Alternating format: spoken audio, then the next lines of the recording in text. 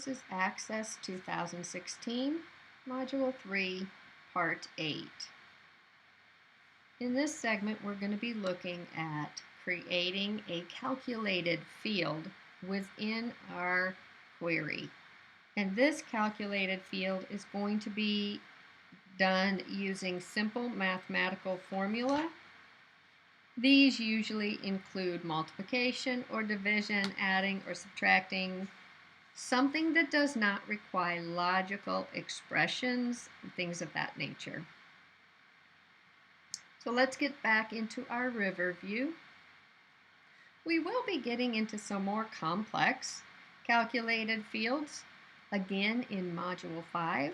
So you will see calculated fields again, but they will become much more complex.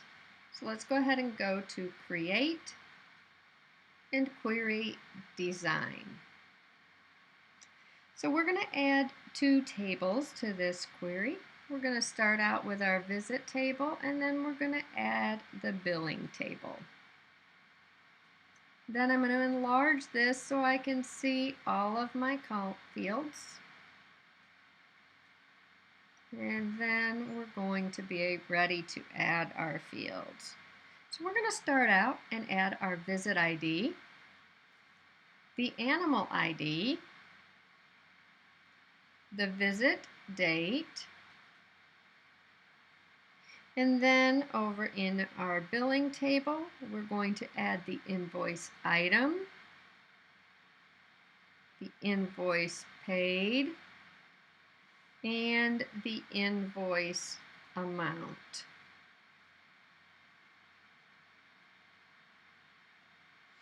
Now we're going to start out by making sure that our query is only including unpaid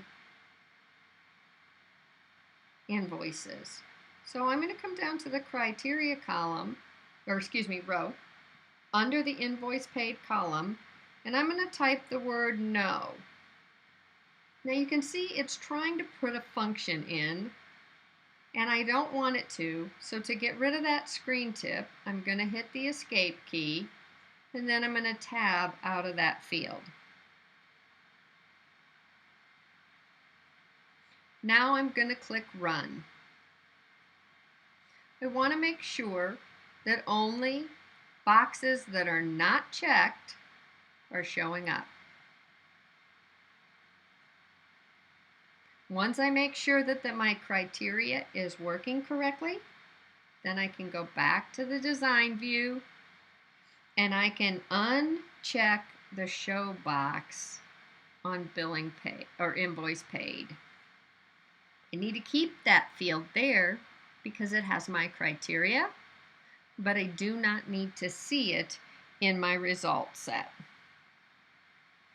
So we're going to now save this as unpaid invoice late fee.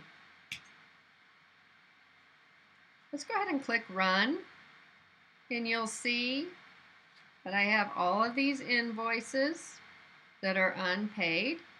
My invoice paid field is no longer showing.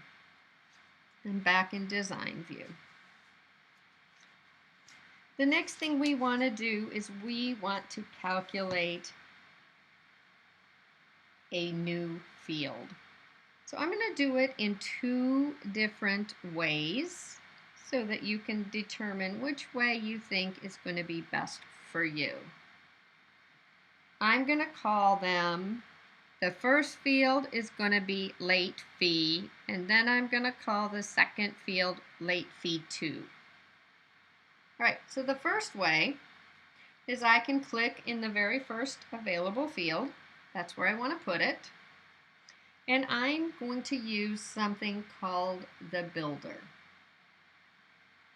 You want to make sure before you open the builder that you have saved your query. If you haven't saved it, when you open the builder, you're not going to see a list of fields that are in your query. Makes it much easier if you see those fields. We are going to take the invoice amount, So I'm going to click on that, double click it, and then type the asterisk for multiplying. And I want to multiply by 2%, which is 0.02. And I'm going to say OK. I'm going to enlarge this so you can see it a little bit better.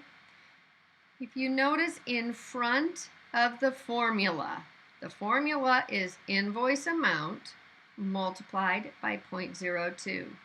In front of it, it says EXPR1. EXPR1 is your field name.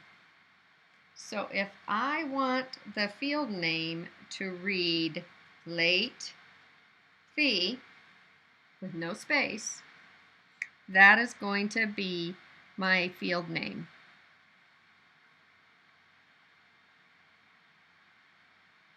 Now we're going to go ahead and click run so we can see if it worked. And you can see that it did. We have a couple of issues though. It doesn't appear to be in dollar amounts because of the number formatting, and also the column heading does not have the spacing in it like the rest of our captions did. So let's go ahead and go back into design view so we can learn how to fix those things. So we're going to save our query, and I'm going to open up. Notice my highlight is still in this late fee. I'm going to open up the property sheet. This is the property for this field. So notice here I can choose a format. I'm going to tell it currency. I'm also going to tell it that I want 2 decimal places.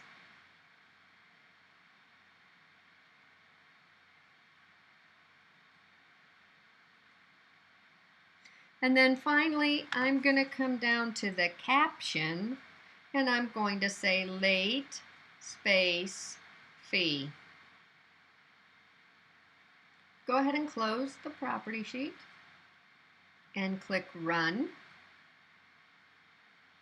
And you see now it looks like a dollar amount column as well as the caption has fixed the name at the top.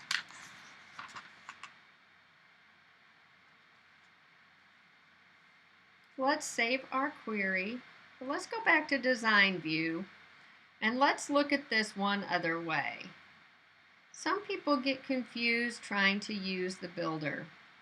If you can remember the format to put them in, you do not have to use the builder. You have to put the field name. We're going to call this late fee 2. And then you have to have a colon. Next, you're going to add the space and put your formula in. Field names have to be in square brackets. So you can see there's a lot to remember. You have to go square bracket, invoice AMT, and it has to be the exact field name that you see over here. Square bracket to close it, multiply by 0.02, and if you run, you get the same dollar amount. So we're going to go back to design view. If we wanted to fix the formatting, we'd go to property sheets. We can change it to currency, 2 decimal places, and we have a caption that we will say late space fee space 2, and then run, and you can see now you have both of them. So you can enter your calculated field the same way. You can come up to the ribbon and use the builder, or you can simply type it in.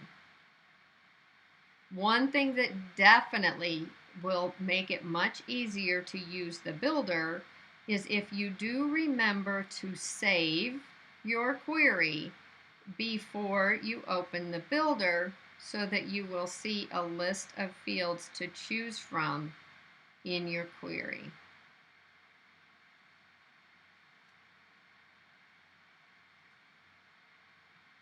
So I'm going to go ahead and close this query. That is a calculated field.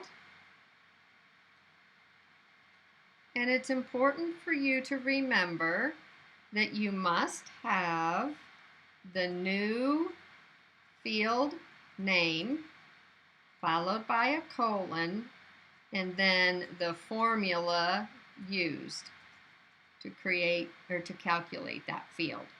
It must be in that format and it must be in the field row in Design View.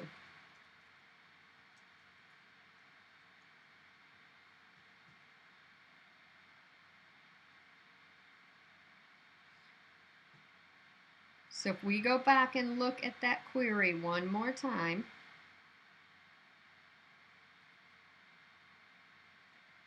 notice every time I calculated a new field, I put the field name followed by a colon followed by the formula in the field row.